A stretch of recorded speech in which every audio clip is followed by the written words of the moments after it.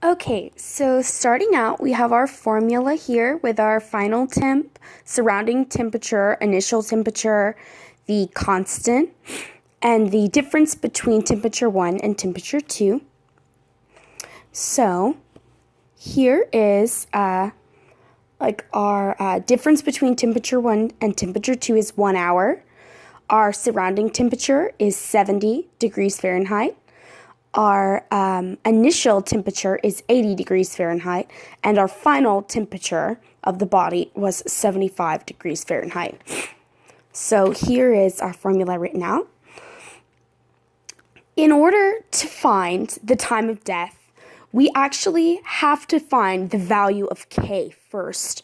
So we have, using the equation, K is equal to 1 divided by the difference of T2 and T1 times the natural log of the final temp minus the surrounding temperature divided by the initial temperature minus the surrounding temperature.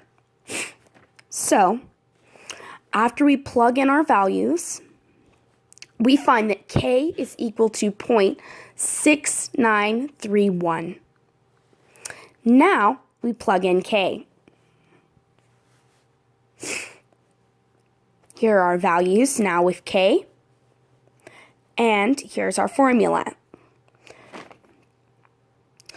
The formula is the difference between the difference between T2 and T1 equals -1 divided by K times the natural log of the final temperature minus the surrounding temperature divided by the initial temperature minus the surrounding temperature.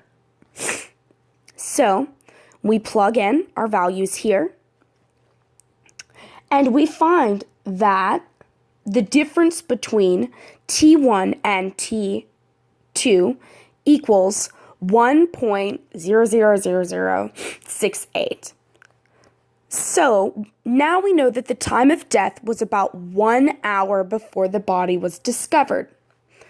It was stated that Mr. Fies' body was discovered shortly before 6 p.m.